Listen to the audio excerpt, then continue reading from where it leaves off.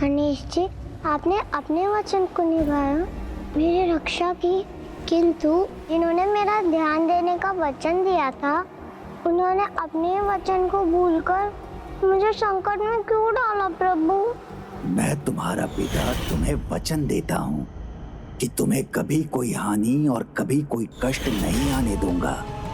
वो तो मुझसे बहुत स्नेह करते थे प्रभु, फिर उन्होंने मेरा विश्वास क्यों भंग किया?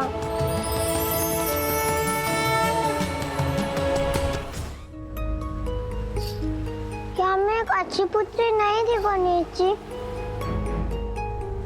ऐसा क्या दोष हुआ था मुझसे?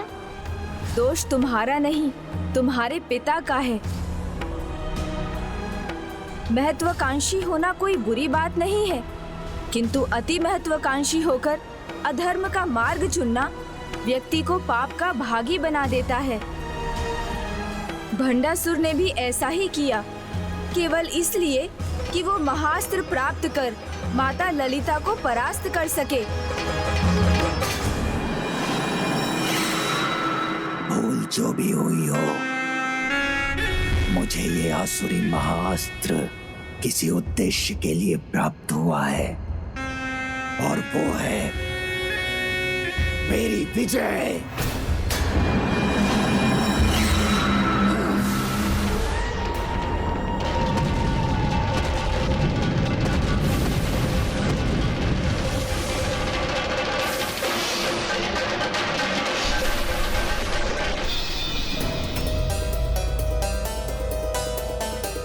युद्ध भूमि में किसी का आगमन हो चुका है।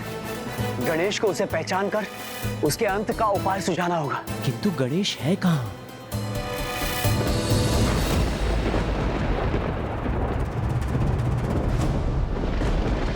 ये कैसा अंधकार छा रहा है?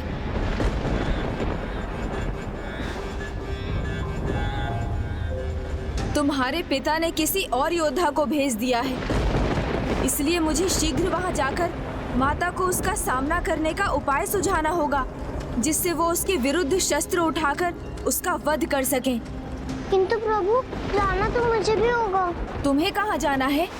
और कहा, एक पुत्री अपने पिता के पास जाएगी ना प्रभु? पिता के पास? किंतु क्यों रश्मि प्रभा? मुझे विश्वास है, मैं उनसे कहूँगी ना तो वो अभी भी युद्ध रोक देंगे। नहीं, मैं ऐसा कदापि नहीं करने दूंगा। जब वो एक बार तुम्हारे जीवन को संकट में डाल सकता है, तो पुनः अपनी शक्ति पाने के लिए वो फिर से तुम्हें मृत्यु के मुख में धकेल सकता है। कुछ लोग किसी के खोने के बाद ही उसका महत्व समझ पाते हैं प्रभु। मेरे पिताजी भी मेरे महत्व अब तक समझ गए होंगे, इसलिए जब वो मुझे देखेंगे, मुझे अपने गले से लगाकर मेरी हर एक बात मान लेंगे। मैं और विलंब नहीं कर सकता, किंतु तुम वहाँ कदापि मत जाना। नहीं नहीं प्रभु, मुझे वहाँ जाने से मत रोकिए। मुझे पूर्ण विश्वास है, मेरे स्नेह में मेरे पिता का हृदय परिवर्तन करने की शक्ति है। आप मुझे जाने की अनुमति दीजिए प्रभु। आपको मेरी सौगंध है प्रभु। जब तक मैं आपको ना पुकारूं, आप वहाँ मेरी रक्षा के लिए नहीं आएंगे। जब तक मैं आपको ना पुकारूं, आप वहाँ मेरी रक्षा के लिए नहीं आएंगे।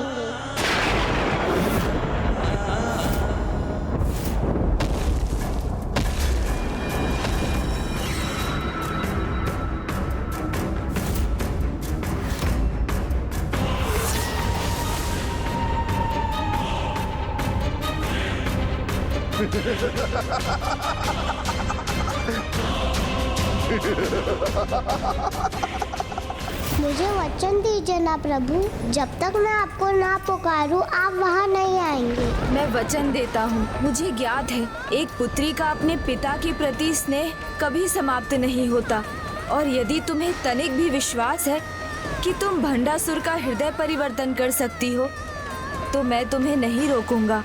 धन्यवाद प्रभु।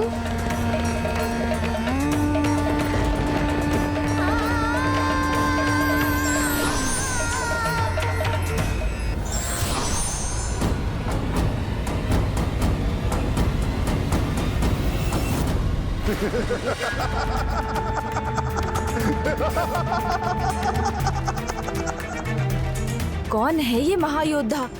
तुम में से मेरे साथ कोई भी युद्ध नहीं कर सकता।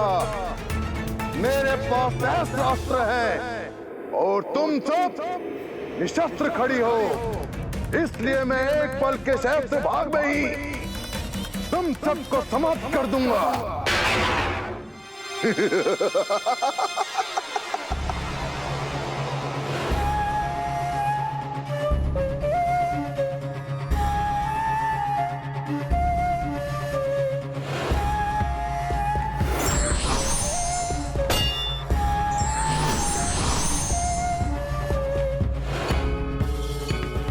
माता, इस सहस्त्र बाहु वाले कार्तिवीर्य अर्जुन का वध एकमात्र प्रभु परशुराम जी के ही द्वारा होगा।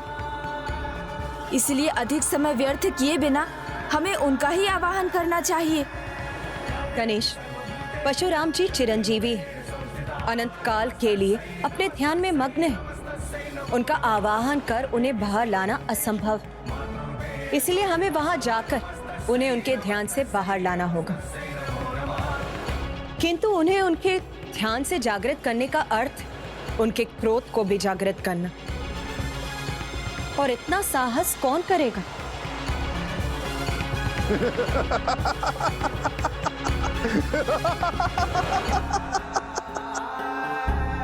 मुझे अनुमति दीजिए माता, मैं जाकर प्रभु परशुराम जी को उनके ध्यान से जागृत करूंगा। प्रणाम माता।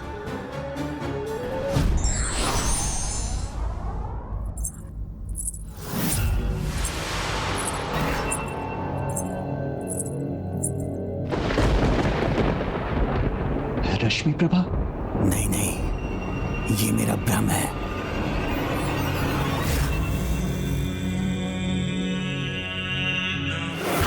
मैं महेंद्रगिरी पर्वत पर तो पहुंच गया,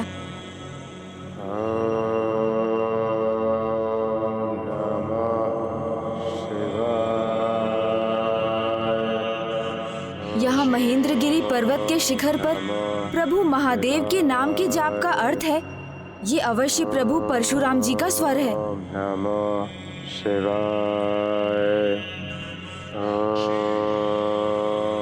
प्रभु का स्वर तो सुनाई दे रहा है, किंतु वो दिखाई क्यों नहीं दे रहे हैं?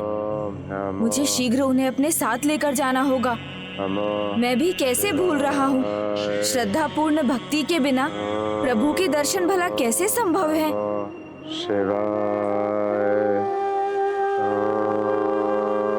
ओम ब्रह्मक्षत्राय महावीराय परशुरामाय नमः।